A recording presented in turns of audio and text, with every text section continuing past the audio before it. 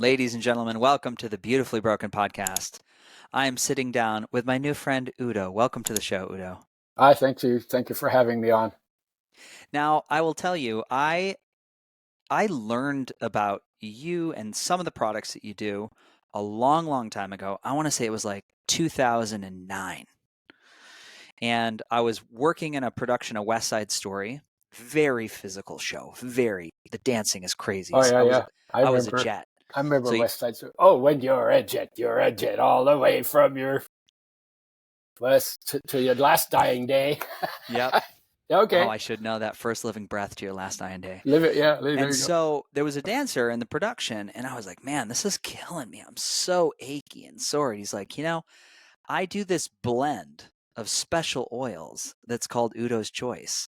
And I know um, this might sound out there, but there's some scientific research done with some type of a rowing team in which it really helps flexibility and joints and tendons. And he was definitely referring to your product. Am I correct in assuming Yeah, that? yeah. And the benefits you got are predictable. Fascinating. Yeah, Fascinating. If we bumped into each other on the street, what yeah. what would you tell me that you do for a living? What do you do? I work in health. You work in health. Yeah, because oil is one thing I focused on for many years, but health is a lot more. Because I went from oils, then I got into digestion, because digestion is the second most neglected area, because digestion is a huge undertaking.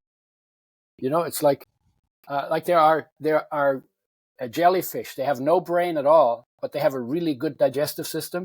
They've been around for 250 million years. You don't Yeah. need a brain. You need a really good digestive system. So then I got Yeah. into digestion. Then I got into greens, because greens is the foundation of everything. And then the next thing was, well, what else affects health? And the answer came back, well, everything affects health. Oh Hmm. my God. Then I got into nature and human nature, because health was invented by life as a way to live adapted to nature. That's where health comes from. It wasn't invented by the lawyers or the medical profession or the government, right? It was invented in nature by life.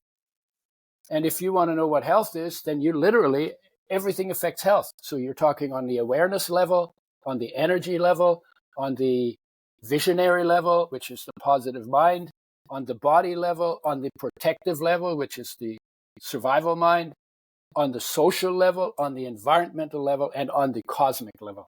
And each one of them has a different nature and a different function, needs a different kind of attention on a regular basis, goes off in a different ways, and responds to a different kind of intervention. You want to be totally healthy, you need to give all of those their due. Yeah. And Yeah. that's And a this is not something we're taught or educated on growing no. up in life. We get home ec, we get algebra still at like 25 years out of high school. I've never used my algebra at Oh, all. what's wrong with you? But what I'm hearing you say is there's like all these principles to health. There's almost like this human Well, operating yeah, manual. principles and components. Yeah. And you Yeah. got to follow the principles, and you got to bring in the components. We know Yeah. more about how to make a watch than we know about how the human body works. Is that Yeah. weird? We know more about gossip, from gossip about our neighbors than we know about ourselves. Because you know why? Because if you want to get to know yourself, you have to spend time with yourself. Who spends time with themselves? Hmm. You got to sit down, get quiet, shut up, observe what is in the space your body occupies. Some people call it meditation or self-knowledge or stillness practice or something. But how are you going to get to know what's in here if you never pay attention, if you never focus in here? Yeah. And all the wise teachers over the ages have all said the same thing. What is it? Kingdom of heaven's within you. There's a hint. There's a serious hint. Kingdom of heaven, where God lives, where all the, whatever that is within you. And then the second one, seek first the kingdom. Mm-hmm. No, we don't do that. We do it last. We only go there when we get so fried that we can't think of any other options. They said, do that first, and then everything else will fall into place. And, of course, I didn't do it first either. I was 30 when I started to do the inner practice. And indeed, everything's fallen into place Yeah. because you get such clarity You have such a foundation in peace, in unconditional love. That's your nature. In inspiration, in wisdom, in insight. That living in a world of change is not that difficult because your foundation is solid. Yeah.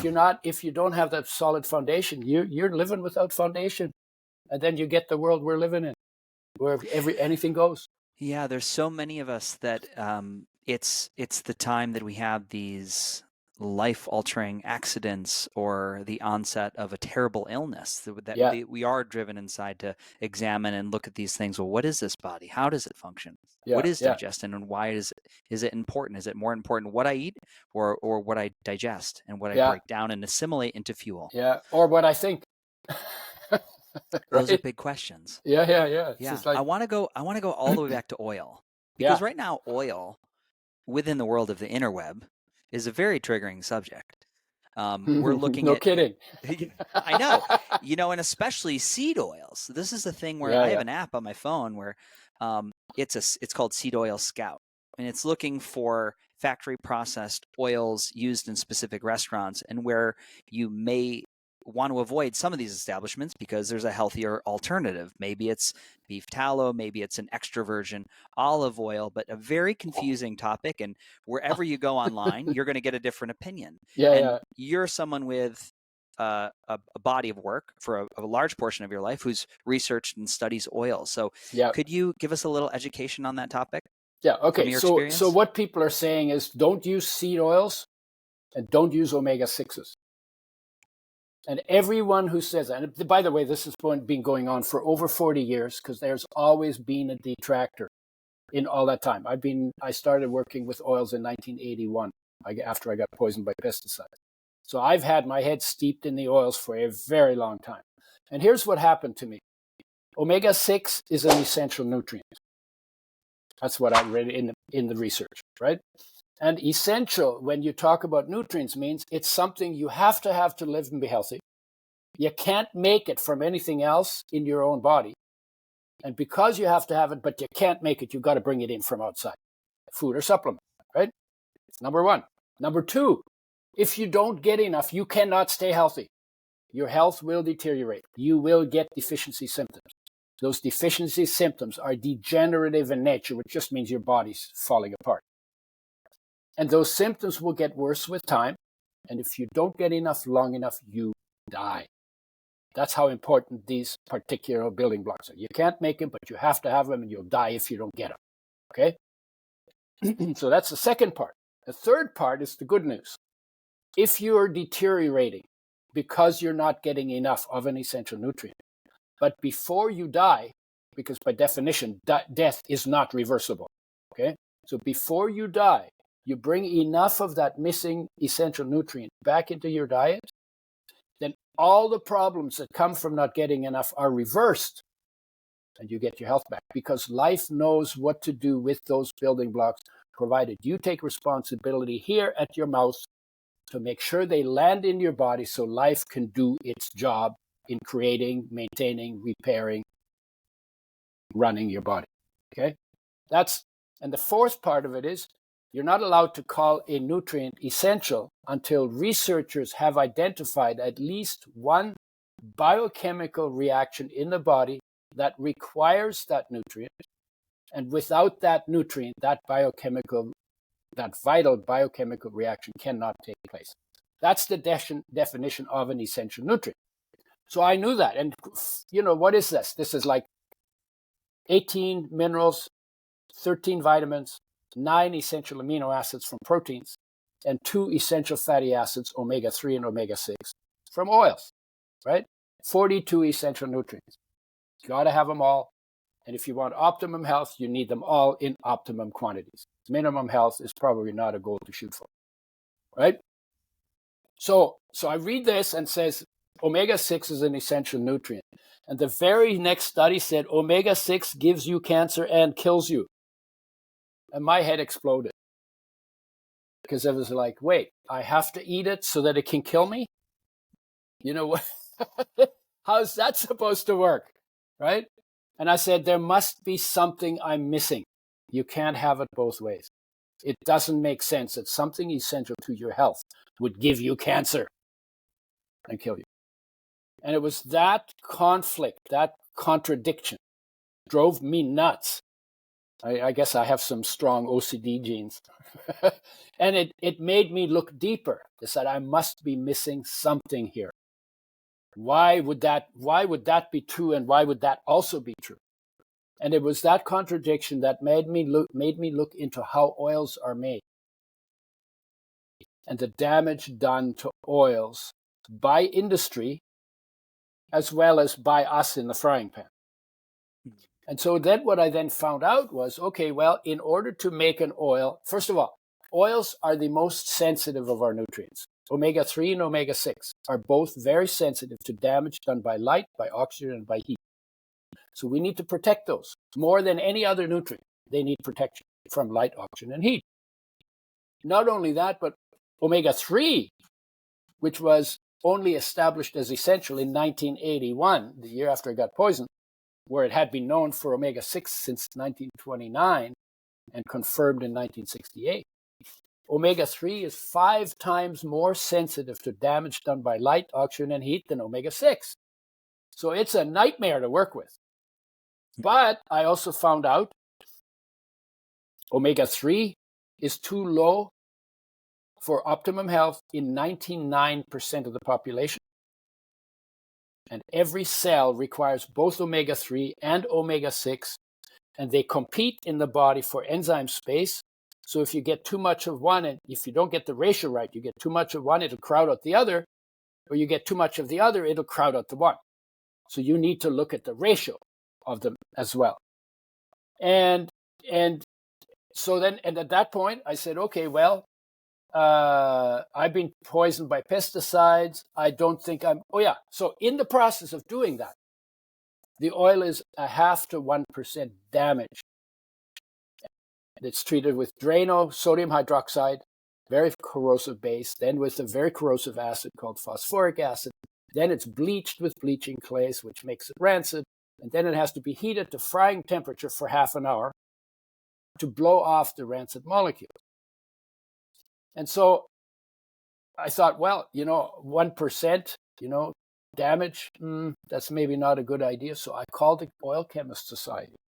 They're the umbrella organization for the huge oil industry. I said, I want to talk to a researcher. So they put him on the line, and I said, so I have a question for you. So you know that the way you treat the oils does damage to them. Why do you do that? And he said to me very cockily, he says, because we can get rid of half of the pesticides in the oil.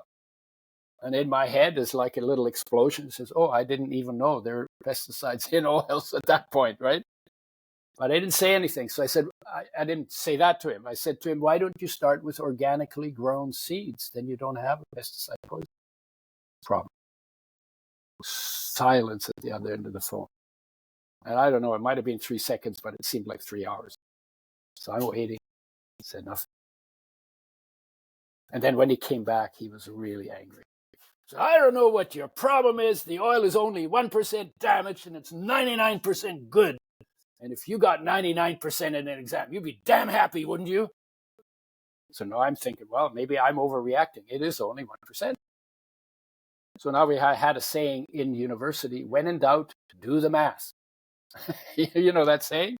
When in doubt, do the math. So I said, okay, if I have a tablespoon of an oil that is 1% damaged by the processing, how many damaged molecules are going to be in that oil? And I want you to guess, because you have no basis for doing it, just like everybody else who's going to listen to this. And you'll see. So how many, what do you think? In a tablespoon, you know how big a tablespoon is? I do, 1%. Yeah. Is it 5 grams? It's 14 grams. 14 grams in a tablespoon. Yeah, 14 grams. And it's 1% damaged. So how many damaged molecules do you think would be? Oh, goodness. I have no idea. There's a way to, if you have science background, there's a way to calculate it. But I want you to guess, because you don't have the background, and that's exactly my point. I'm going to say how many molecules? Yeah, how many molecules? I mean, if I knew how many molecules made up a gram, I'd have a shooting chance. I know, but that's the point. But everybody who's listening to this is in the same boat. I'm going to say I'm going to say 100,000 molecules. Okay, 100,000. 100,000 has 5 zeros, right? Yep. Would you like to know what the actual number is? Tell us.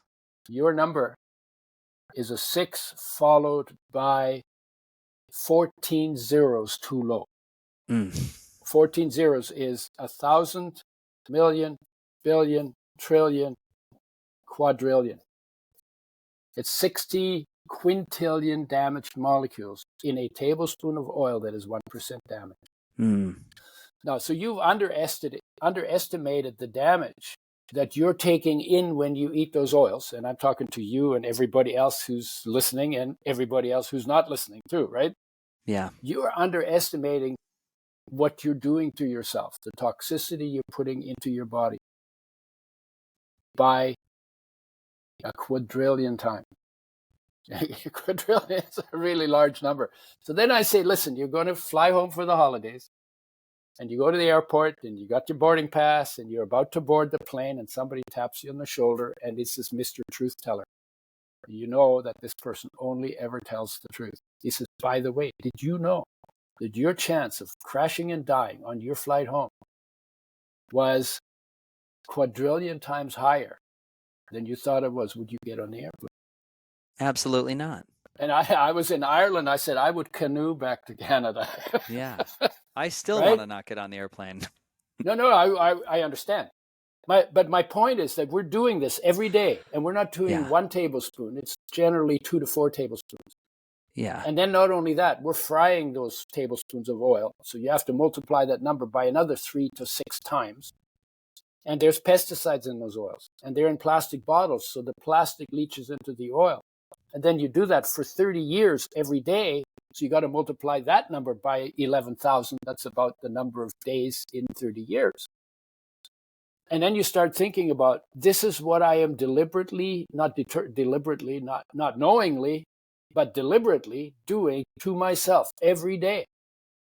And then you get, maybe after 20 years, you get cancer and say, I don't know why I got cancer. I always ate good. Because you didn't know, because nobody ever told you. Right? Yeah. And so when I found that out, it was like, oh my God, I cannot get healthy on oils damaged like this. We should make oils with health in mind. And so I developed a method in which I grew up on a farm, so we know how to tinker with stuff, right? Where was your farm that you grew up on? I grew up on many farms in British Columbia, but even in Europe. When I was born during the Second World War, and we lived in Germany for a while. We lived on farms, and all kinds of different farms, mixed farms and dairy farms and fruit farms and all kinds of stuff. Anyway, so I have a farm boy mentality to some extent. So what do you do? What do you do if you know what the issue is? You need to make a method where the oil, from the time it's protected in the seed by nature's packaging, that packaging is really good. While it's being pressed, filtered, settled, and filled into brown glass bottles, and then a box are put around it and put in the fridge. No light, no oxygen, and only low temperature. Get in touch with the oil.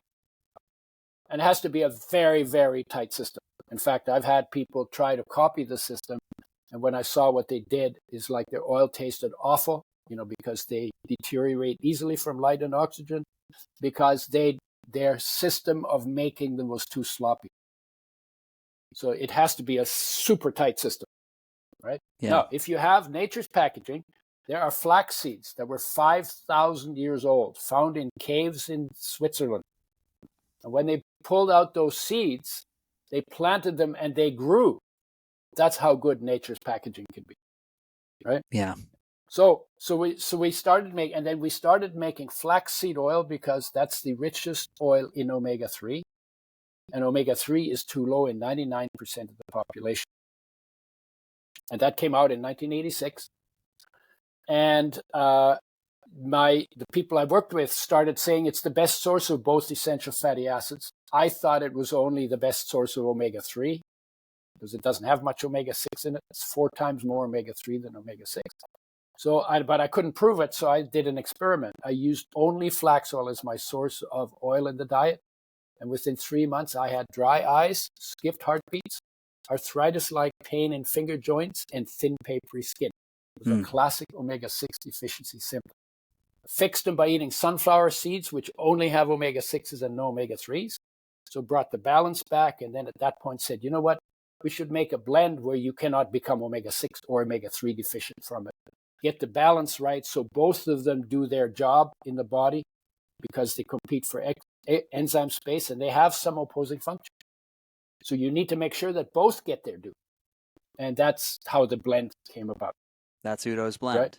Carried in Whole Foods. That's Udo's oil. Carried in Whole Foods and health food stores in the, what is it, in a brown glass bottle, in a box, in the fridge, in the supplement section, in the natural food store. Now, as you know, companies, they rise and they get a product, and many times they're acquired, and oftentimes there's cut corners in the future. Yeah. Would you say that the product today is the same product that you started out with? Actually, better, because the company has not changed hands and has not been put into the hands of people. And I showed them how to do the job. I have a partner in the business, and what we started with 3 organic ingredients out of 9 when we started, because the other ones were not available, with the commitment that when the other ingredients became available organic, we would make the switch to organic. So they're now 8 out of 9 organic. You cannot get organic certification on vitamin E because it's an industrial product. So it's better than it was. But if the company gets sold, or if I'm not involved, then I don't know. Yeah. But I'm the kind of guy, like right from the beginning, we set the standards. I mean, here's the thing, if something goes wrong in your body, this is something sort of more background for that. If something goes wrong in your body, then the first thing you need to do is raise your standard for food, water, and air intake, because your body's made out of food, water, and air. If you raise the standard, there's some evidence that 98% of the atoms in your body are removed and replaced every year. What does that mean? You raise the standard, within 1 year, you will have rebuilt 98% of your body to a higher standard. And higher standard is where health lives, right? Health is the highest, is the high standard, right? So, so that's, when something, and I got poisoned by pesticides. That's how I got there. And so we set standards. We want to make oils with health in mind. I'm in the Canadian Health Food Association Hall of Fame for starting that industry, right? Beautiful. And they acknowledged what we did. We created a new industry, oils made with health in mind. Now, when you make oils with health in mind, seed oils are good for you. And you should eat them and the seeds. Here's the thing.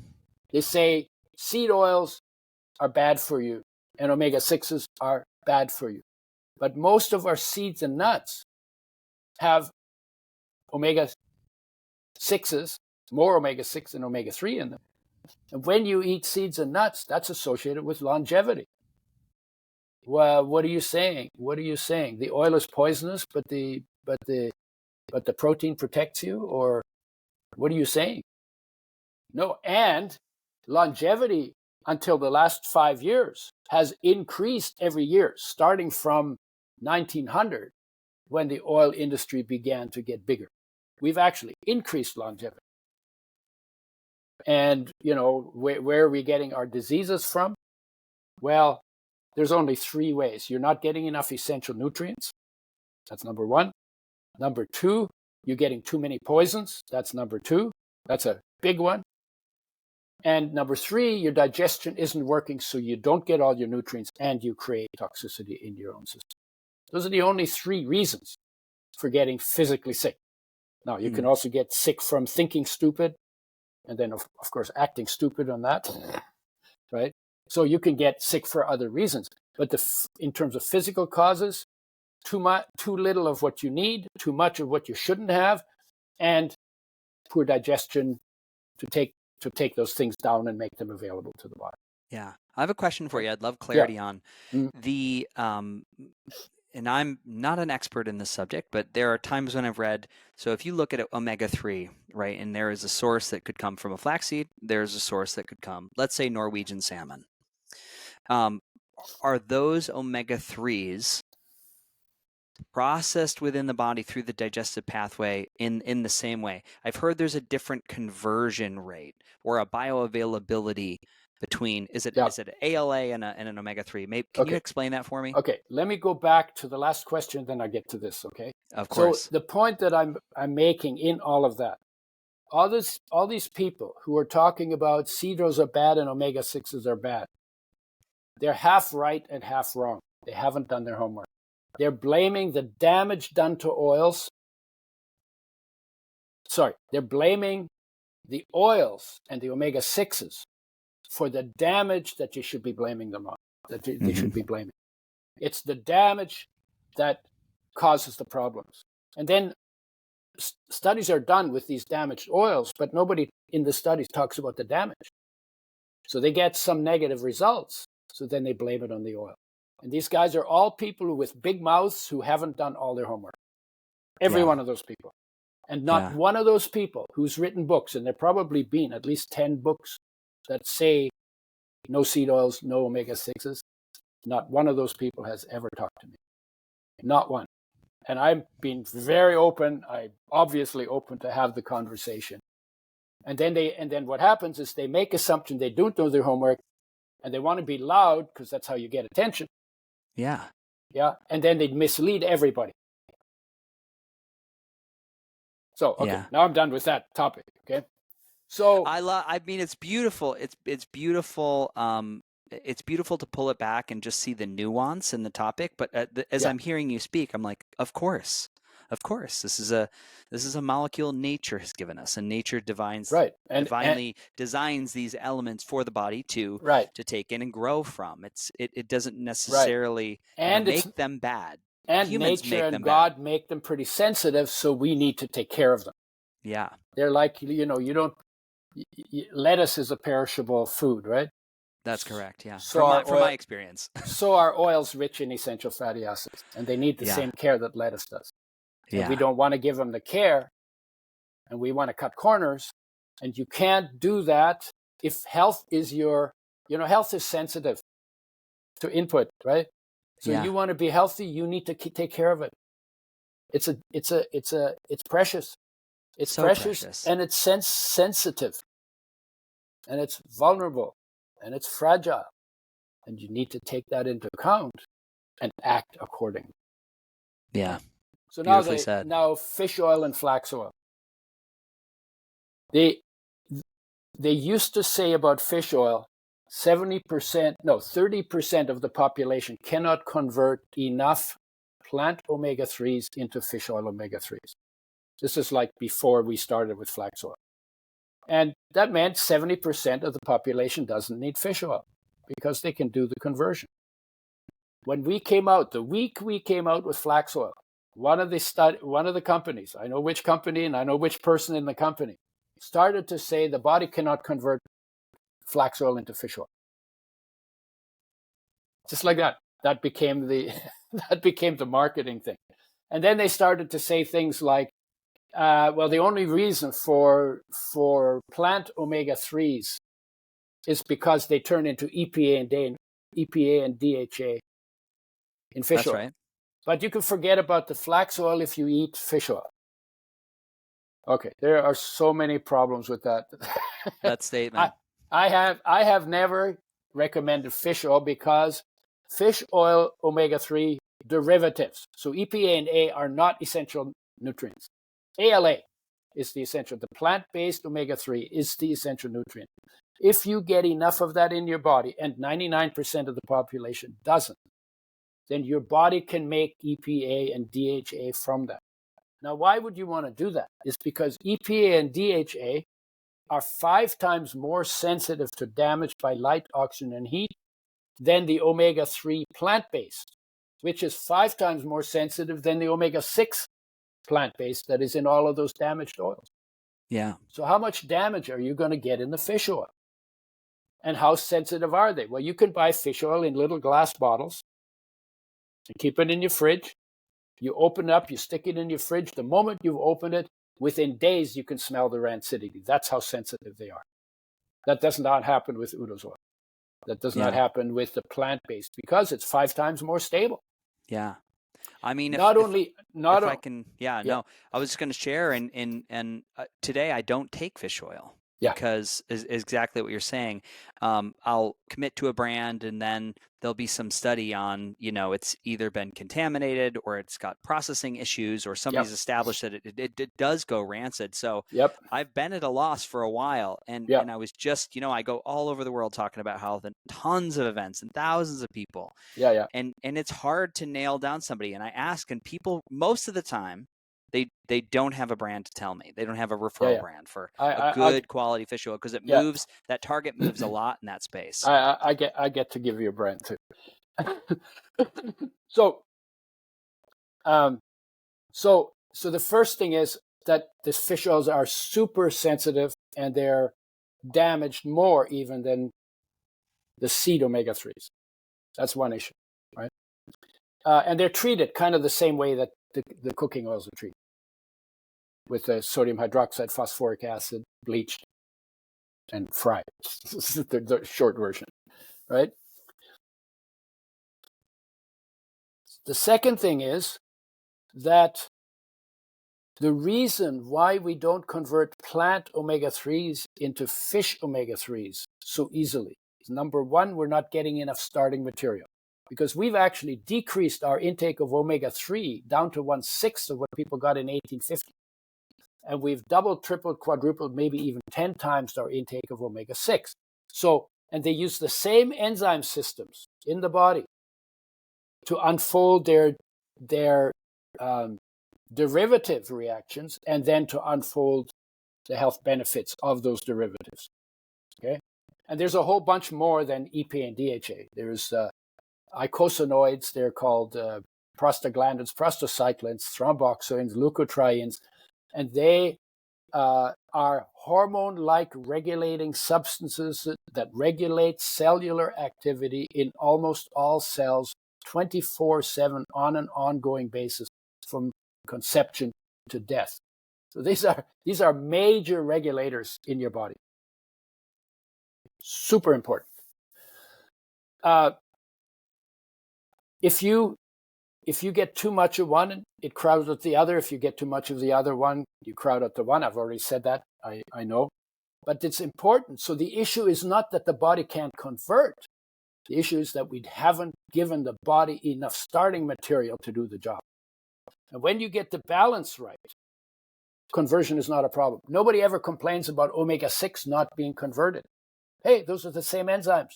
But we have lots of omega-6s getting converted, and they're crowding out the omega-3s. So you raise the omega-3s, and then the conversion is fine.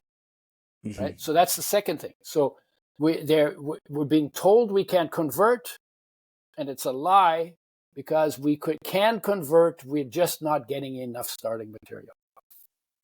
Okay, and that's really is the big issue, and that's what we addressed in 1986. We started with flax oil that was too rich, and then we had the other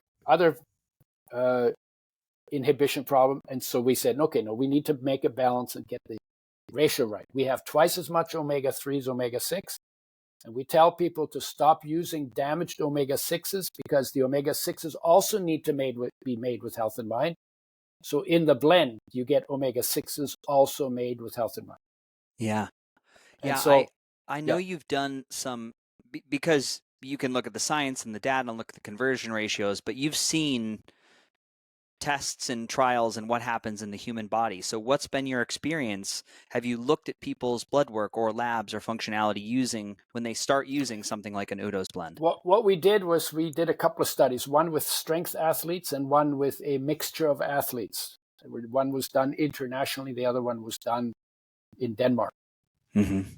And what we found out is that if people who were not paying attention to oils, athletes particularly, not paying attention to oils, because at that time when we did it, nobody was paying much attention. So what we did is we gave them a tablespoon per 50 pounds of body weight per day of Udo's oil, mixed in food intake spread out over the course of the day. And there's reasons for doing all that. And within 30 days, their increase in stamina, if they did their sport to exhaustion, went up by 40 to 60% on average. We had 50-year-old bodybuilders go back to the workouts they did in their 30s. We had a person who was running who went from 90 to 146 kilometers. And it was always do the sport to exhaustion, because that's how you get the best measurement. 40 to 60%. And what we did is we put them on the oil and measured the increase in performance. And then we took them off the oil for 6 weeks to wash it out, watch their performance go down, put them back on for 8 weeks, watch their performance go up. We wanted to take them down one more time, and they wouldn't work with us anymore, because I said, I'm not losing that energy. No, why anymore. would you want to feel like that? Yeah, exactly. So that was the study. So we did it properly. And then on top of that, they said they slept better. Their skin was nicer. That's true. When omega-3 and 6 in the right ratio make it to your skin, that's how we measure optimum intake. Your skin becomes soft, smooth, and velvety, and you don't need gunk on the outside. If your skin is dry, you need more of the right kind of oil. And then their injuries healed in a third to half the time. They recovered in about half the time, because omega-3s increase oxygen metabolism, metabolic rate, and thermogenesis. And so they increase anything that needs energy works better when you have more energy, right? The hormones work more effectively at the cell receptor level. The super important in pregnancy, because the brain is very high in omega-3 and omega-6 derivatives. And if a woman doesn't get enough oil in her diet, enough omega-3 and 6 in her diet, then the child will take it from her brain, and she will lose brain fats, brain essential fatty acid derivatives. With each child will deplete her further. Each child will get less than the previous child. And the researchers think that's why oldest kids on average have the highest IQ. There are other factors, so it's not always true. But on average, and the youngest children have on average the lowest IQ, right? But there are other factors. I'm a youngest child, and I claim to be smarter than my sibs. They're not here. Well, I'm the oldest, so I can go back to my brother and sister now and just let them know. Yeah, just go say, nay. I drained mom's. I took all your brain fats away. Yeah. And then it's also why women get 2 to 15 times more depression, fibromyalgia, chronic fatigue, collagen, and inflammatory diseases. And the research think it's the depletion of essential fats during pregnancy that sets them up for those conditions. So their suggestion is make sure you get both essential fatty acids in your diet in adequate amounts, both for your own health and the health of your children. Yeah. That's huge. It's huge. Then they make your bones stronger. They also transport minerals around the body. You build muscle faster. You hang on to it longer when you stop working out. I don't know. They decrease all of the major risk factors for cardiovascular disease. Yeah. If they're not damaged. If they're damaged, they probably raise some of those factors.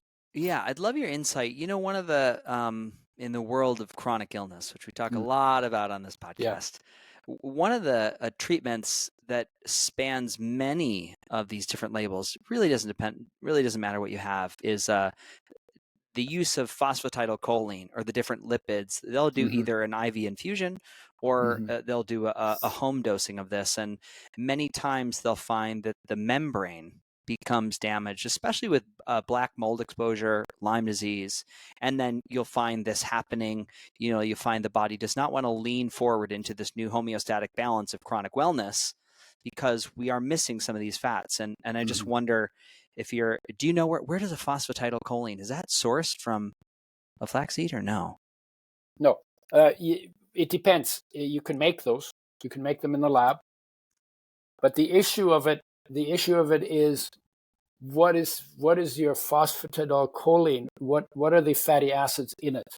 like a Mm-hmm. triglyceride, which is the usual fats and oils that we eat. It's got 3 fatty acids on a glycerol molecule.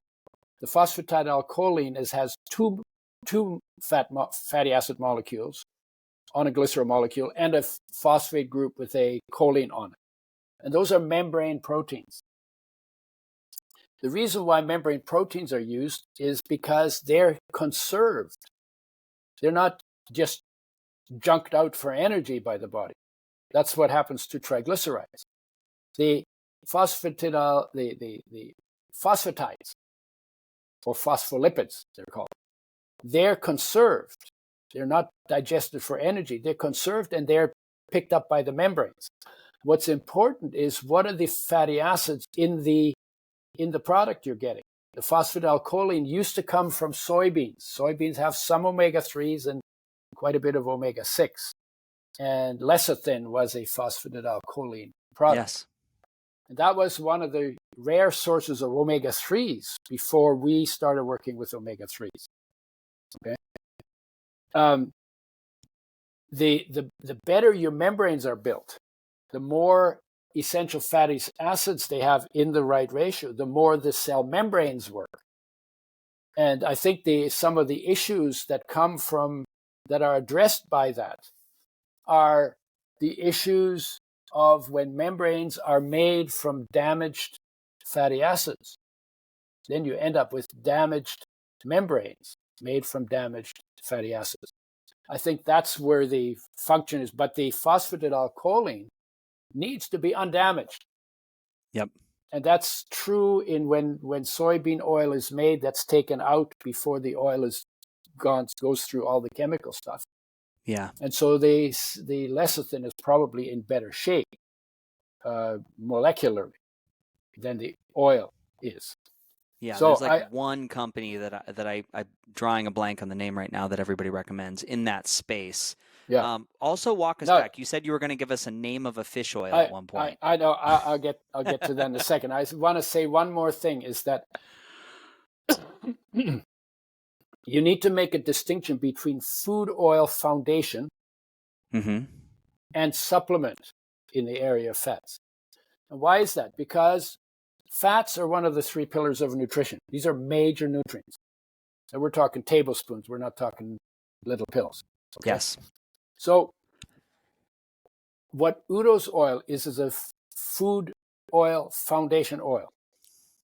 And it's a substitute for the damaged oils that you buy in bottles everywhere on the shelf. Colorless, odorless, tasteless oils in plastic with pesticides and damaged by the processing.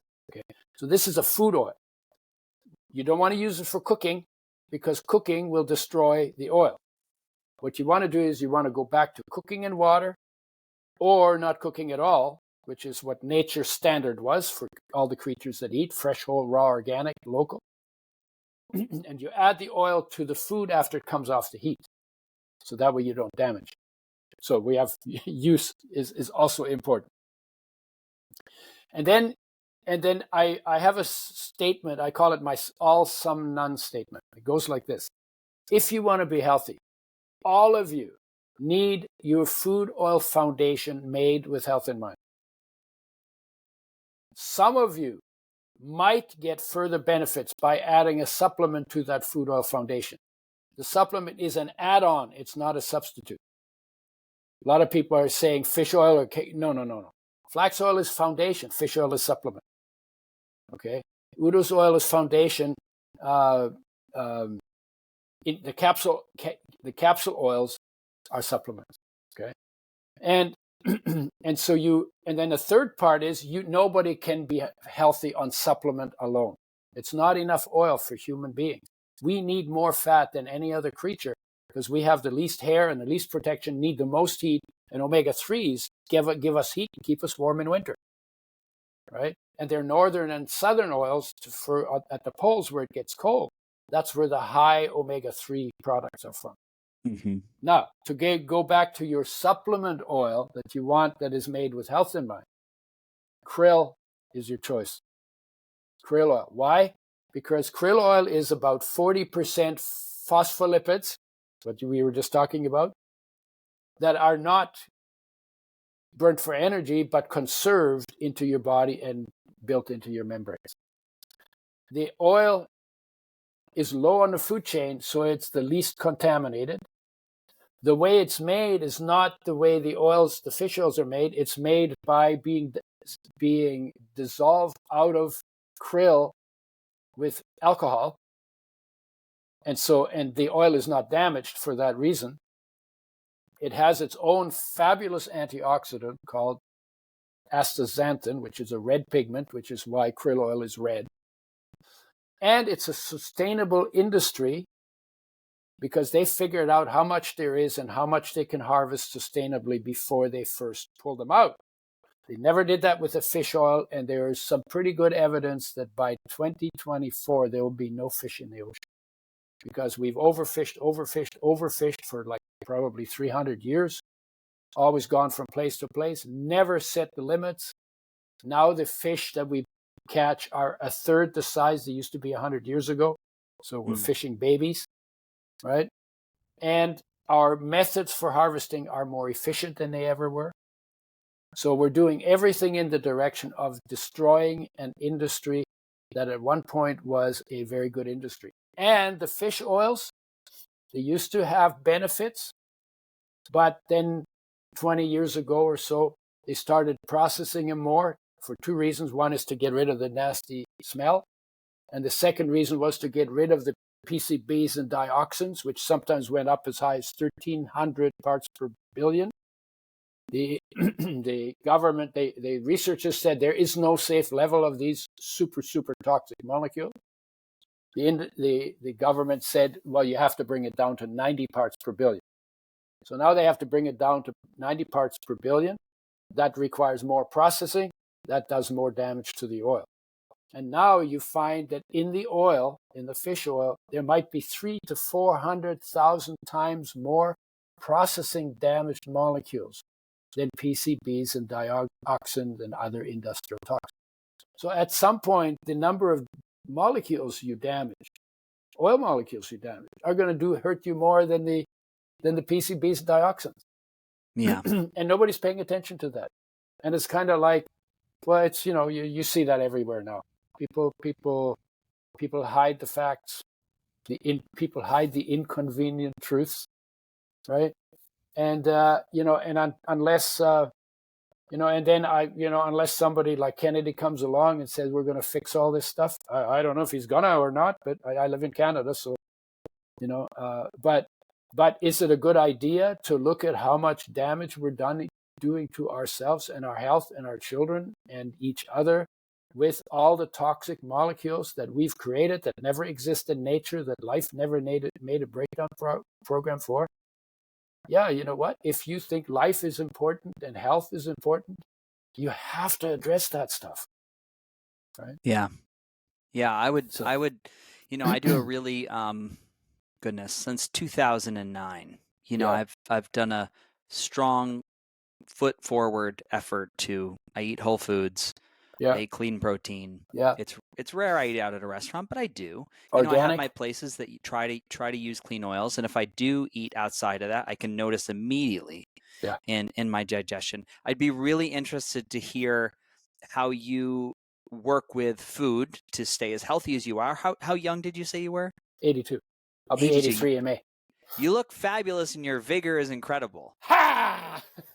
So I would love to know what you do from a food and supplemental paradigm, and then anything. What are you doing physically these days to stay fit? Oh yeah. Okay. So start with the physical. I've never been a gym junkie. I've never wanted to have the biggest muscles in the neighborhood. Mm-hmm. But I want to keep body and soul together, and you do that through exercise or activity, not through exercise, but through activity. I grew up on a farm, so I don't like the idea of just pumping weight and not accomplishing something other than building my muscles. That's just an attitude, right? But I do gardening work and some heavy work. I mean, I take trees down and do all stuff like that. And dig out roots. I dug out a big bamboo root garden. It was like I had to completely dig out, like maybe a foot and a half down, 30 feet for this huge patch. It took me all summer to do it in my spare time. I prune trees and I carry stuff and I do that. I walk quite a bit. I have a trampoline, a mini trampoline. I have some ankle weights and head weights. I dance. I like moving. You know, again, it's like, so I'm active, but I'm not a junkie. And I do it by feel, because when I'm not active for a while, I don't feel good. Mm-hmm. And I just follow the feeling, right? And then I'll take a day off. And sometimes, like last couple of summers, we've climbed in the mountains, and I'll go for a 12 kilometer hike up and down the mountains, you know, and I don't do that every day, but so that's the exercise Beautiful. part. But I carry my groceries home by hand, you know. Oh, So yeah. there's all kinds of ways you can get exercise. Just to do the little bit less convenient stuff. I'm not jumping in the car all the time. And then in terms of food, that's changed over the years. When I was a kid, we were on a farm. We had no electricity. We got raw milk. We let it go sour, and we make butter from it. So that was all done by hand. It was off of organic farms, basically. That was in the 50s, late 50s. Mm-hmm. We didn't eat much meat because we didn't have refrigeration. So my father had a quarter beef in a freezer in town. The town was 15 miles away. Once a week, he would drive into town, bring a hunk of meat home, so we'd have a piece of meat on the weekend. And the rest of the time, we ate, you know, potatoes and bread and we had a huge vegetable garden. We had 118 acres of bushland, and there was a very big garden on it. We cleared all that by hand and by horse, no chainsaw, no trucks, no nothing. And my father thought that was character building. We were in pretty good shape. When I went to university, I was a teenager. I wanted to live like everybody else. I drank coffee like everybody else. I could follow the coffee down my digestive tract because it was irritating. But I wouldn't give it up because, you know, when you're a teenager, you want to belong, you want to fit in. And then when I started taking probiotics, it went away. Now I can drink coffee without any problem. And I ate the usual food that people ate, you know, it's like cafeteria foods at the university. When in the 60s, I once did a project where I ate only out of garbage cans. And I was able to stay on a fresh food, plant-based diet. And I didn't eat any rotten stuff. It's that, and my project was to prove how rich our garbage cans are, how much we throw away, how much we waste. How I did long that did you do that for? a whole summer. Unreal. Willpower. Well, you know, no,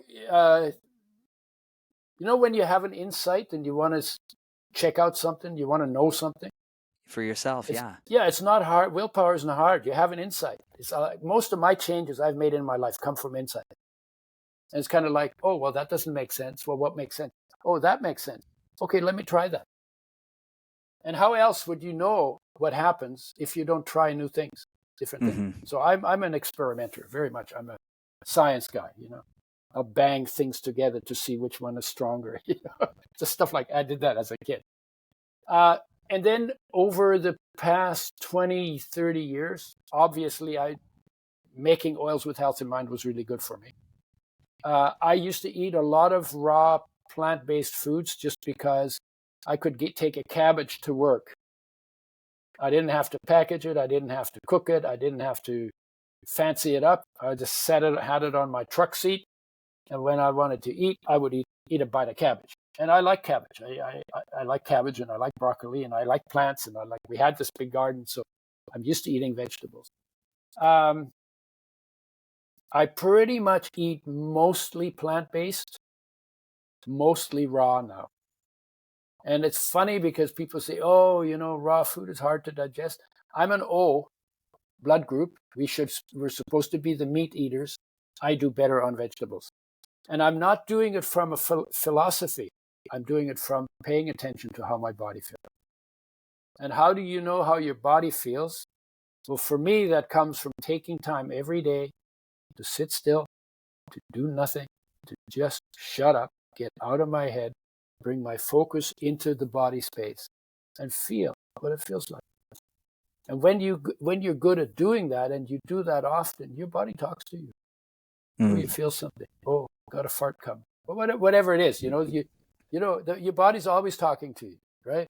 It is, yeah. Oh, I bent my knee a way that makes it a little sore. Oh, okay, well, pay attention to that.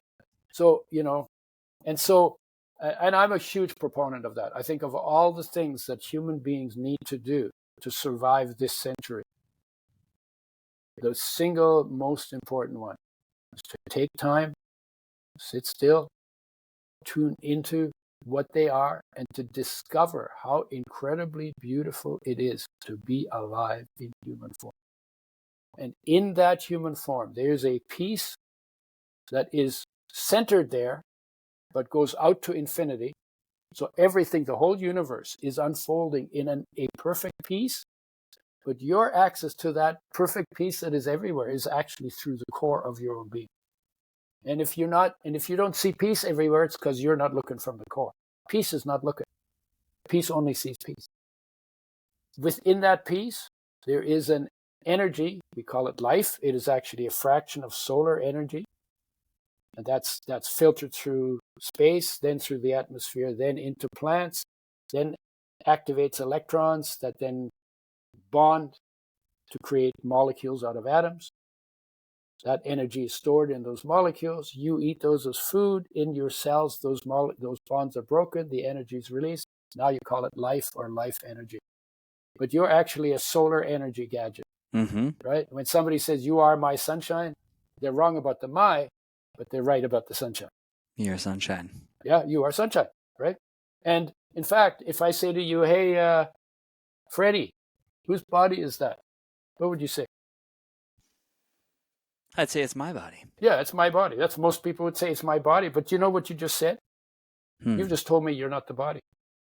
You've just told me the body is your property. The body is your possession. You own the body, and you are the owner of the body. Well, who owns your body? Who are you as owner of the body? Life owns the body. And life is that solar energy fraction. And life, that energy, is omnipresent, omniscient, and omnipresent, omniscient, omnipotent in your body. That's the definition of divine or God in your body, right? And that energy is also the master, the owner, the CEO, the benevolent dictator, the friend, right? And it weighs nothing and runs everything. And you, in your individual essence, are that energy, are that life. And its nature is a flow of unconditional, empowering love that runs everything in your body. So your essential self is actually unconditional love. Now, if 8 billion people sat down and discovered that there's peace everywhere, and within that peace, they are unconditional love, do you think there'd be a war in the Ukraine? We'd solve a lot of the world's problems if we all did that We'd exercise and solve them all. meditation. We'd solve them all. People would still live and die, but Yeah, they would. death is not a problem because you, as life, survive your death.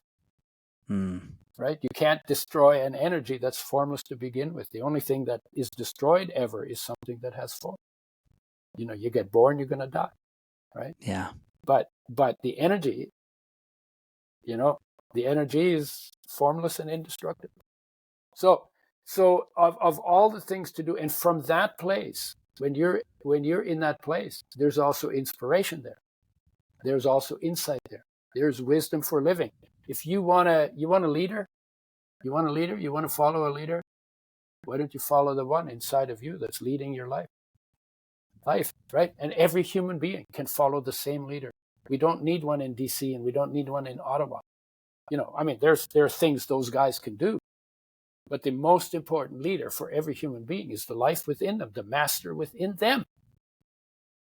And we need to get to know that master, and we will change the way humanity operates, right? So that's like, and that's why I say, there's a crack in everything. That's where the light shines out, because that we are light. We are light, and that light shines out as inspired purpose. And when I feel that peace and that love, I feel so cared for that the only thing left to do is to help, is to do what needs to be done, is to make the biggest splash for good that's possible to make in the time I have. Beautiful. Right? And then it's like, wow, oh yeah. So all of a sudden my life is simple. I don't need a bigger car. I don't need a bigger house. I don't need a million more dollars. I don't need more. I have more than I ever thought would be possible. It's built in. We came loaded with it. And then we went out into the world and lost connection to it. And then our heart started to ache. And then we wanted something else to fulfill us. And that's where we make all our mistakes.